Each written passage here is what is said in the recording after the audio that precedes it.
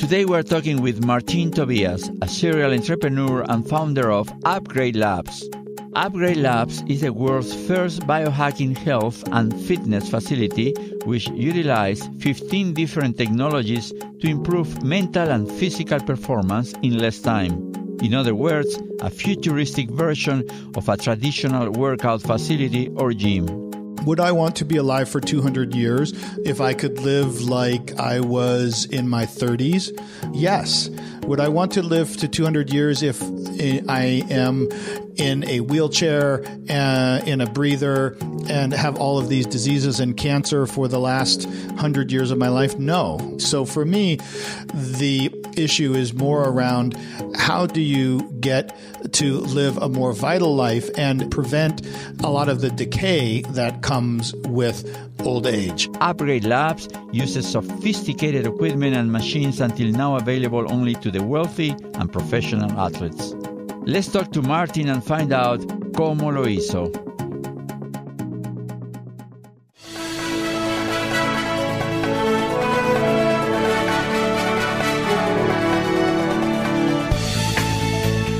Éxito.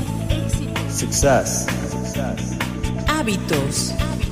Habits. ¿Cómo lo hizo? How do they make it?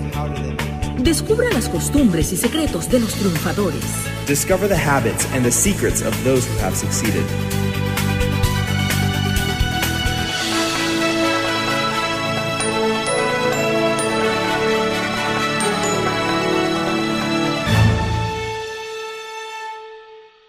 All right, so how did everything start? Hi, thank you for having me. How did everything start for me as an entrepreneur? Well, I think I've always been interested in making money, but more importantly, I've always been interested in solving problems. My first entrepreneurial venture was when I was 5 years old. I started a Kool-Aid stand in front of my house. My house was about 3 blocks down from the University of Florida, which is a big football school in Florida. The Gators played on the weekends, and I noticed there was a parking lot on the other side, and people would always walk in front of my house on Sunday at the games. And I thought to myself, gosh, if I just put a Kool-Aid stand out there, I could probably sell a lot. But the problem I was solving was that I wanted this new radio, because I wanted to listen to sports on the radio. And my parents said, I can't give you the money. So my problem I was solving was, how do I get the money to buy the radio I wanted? And the solution was Kool-Aid stand on the weekends, because I saw all these people. So for me, being an entrepreneur has always been about having a personal interest, a personal passion, a problem that I want to solve, and then finding some entrepreneurial way to do it. So did you work for someone before becoming an entrepreneur? Yes. Yeah. Like right out of college, I went to college at Oregon State, and I studied business and computer science. And I studied both because I was very interested in the technology of computer science. But my friends that wanted to just do computer science and program computers and with the technical problems, I wasn't as interested in the technical problems. I was more interested in the business problems. It's what do these technologies like spreadsheets and word processors do to make businesses more productive? How do you solve business problems with technology was always my interest. And that's what I studied in college. And then I went to Anderson Consulting out of college, which is a big consulting company. And the reason I went there is because I could then go work for many different companies and learn different companies without having to commit to any one company. So I worked at 3 or 4 companies before I ended up as a consultant to Microsoft about 4 years in. And Microsoft at the time was young, very early before their IPO. And then they made me an offer to work there, and I went to work there because it was a very entrepreneurial place. I always knew I wanted to work in an entrepreneurial type company, and it just happened that I got hired by Microsoft early before they went public. And then I was at Microsoft for 5 years, and then I started my first software company after leaving Microsoft. And ever since leaving Microsoft, I've been either an investor or entrepreneur in starting my own companies. So what's the difference between working for somebody else and being an entrepreneur? Why did you choose to go by yourself? Mostly because I think I'm unemployable. right now. I don't think I could work for anyone else. But the reason I kept doing my own thing, or wanting to work for entrepreneurial companies is that I was never the kind of person that was happy, just following somebody else's vision, because it gets back to my motivation why I started the Kool-Aid stand is that I always get personally interested in solving a particular problem. Every company that I've ever started, I've started 7 companies myself, was a result of having a particular personal interest in a problem that I wanted to see solved that I didn't think anybody else was solving. When my first company out of Microsoft I started was called Loudeye Technologies, and we went public in March of 2000. It was the last company to go public in the .com boom. We got a $2 billion valuation for a company with $10 million in revenue. It took us 3 years from starting the company to going public. It's one of the fastest things from beginning to IPO of any company in the United States. But the problem I was solving is that it was, when I started it in 1997, it was the early days of audio and video on the internet. And I don't know if you remember 97, but you used to have to buy a sound card separate from your PC. You know, speakers didn't come with things. PCs didn't come with video cards. They came with monochrome text-only monitors. And I didn't see anybody solving the problem of how do you enable the computers with audio-video technology fast enough. And so my first company, Loudeye, was a service provider, building capacity to transform traditional audio and video formats to computer formats at scale, because that was one of the problems that I had when I was at Microsoft. We were trying to promote at that time Windows Media, which was a precursor file format to Real Audio and MP3, which was one of the digital formats of how you play back audio and video on computers. And they were trying to get traditional content owners like music owners and video, and companies like MTV was one of our first clients at Microsoft. And their problem was that they had a VHS tape and they wanted to watch that video on a computer. How you get it from a VHS tape to a computer at that time was very long and very expensive. So the problem why I started the company is that I wanted to make that process faster and cheaper. And by doing that, then all the content would be able to be accessible on the computer. So the personal problem I had was that it was too expensive to convert a VHS tape to a computer. It cost something at that time like $5,000. And I'm like, it should be $20 or it should be free. And so I created the company to solve my personal problem. So that's so interesting. Now, what is more important in your experience? The knowledge, because you went to school and all that stuff, or the drive that you have inside you to find a problem and try to also find the solution and make it happen? What's more important?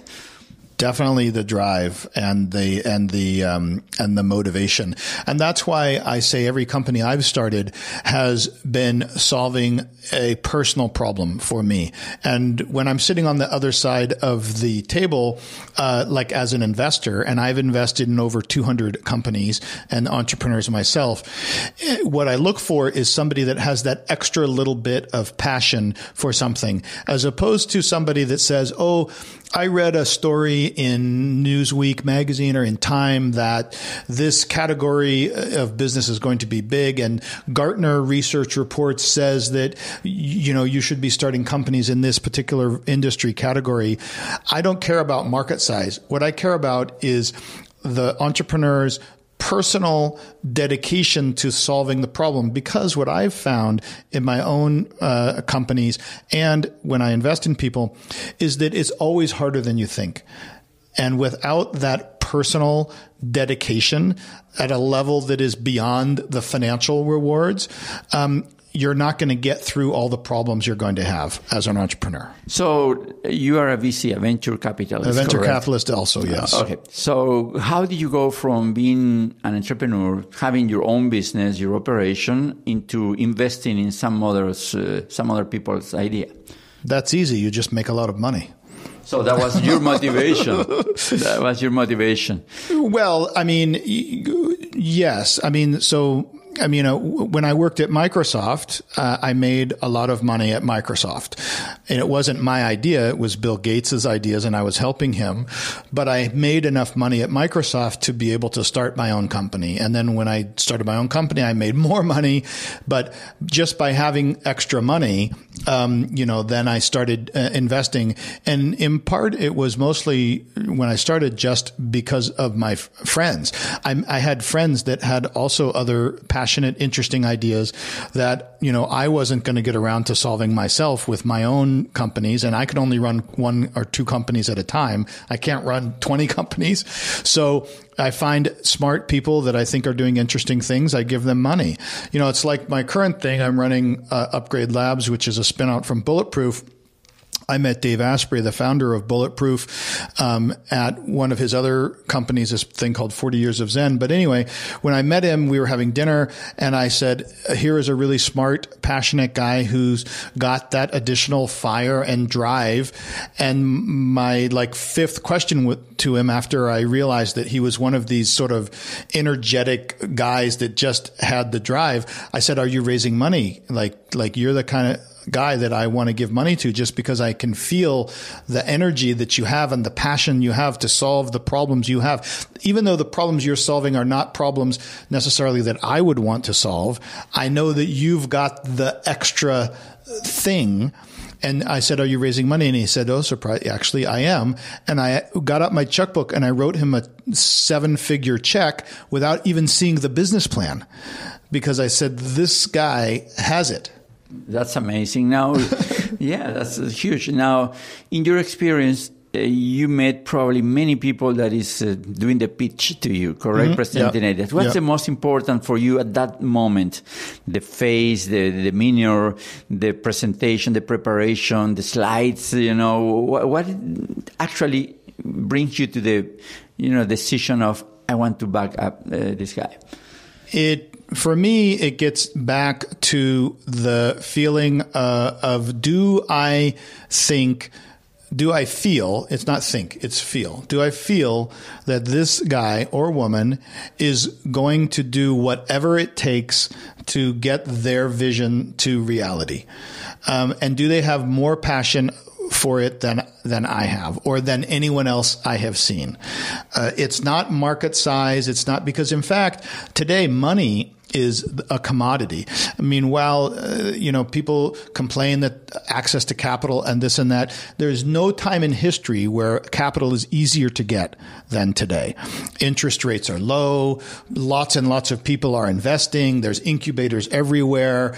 There might be a small networking problem, but there's never been more. I think I just saw the numbers last quarter for the National Venture Capital Association. There was something like $58 billion in the United States just last quarter invested in venture capital firms. There's never been more money available in more forms. And now there are even new ways like Kickstarter and Indiegogo. There's so many new platforms now where getting money is the easy part. The harder part is having a personal problem that you want to solve and having the passion that it takes to get through all of the problems, and that not just to have an idea of that you want to make money or that you want to sell this product. It's really that I feel like the entrepreneur is willing to go on a long journey and understands that it is going to be a journey with lots of twists and turns. For example, there's all sorts of stories about people like, I have a friend in Seattle that was one of my venture capitalists there. He heard Jeff Bezos's pitch for Amazon in the first round. And the pitch for Amazon was a bookstore on the internet. And he said, that sounds like a stupid idea. I'm not going to do it. Because he didn't see the bigger picture. And Jeff at the time, frankly, probably didn't give the vision that Amazon is really this universal shopping portal for everything. He was just talking about it a little bit smaller, right? But it turns out that what Amazon is much, much, much more than a bookstore on the internet. And if you look at companies that have been successful, they're usually something a little bit different than what a guy had in the beginning. And usually the successful ones are a much bigger idea. So what you need is a person that is committed to the journey and that will make whatever movements along the way takes to be successful. That if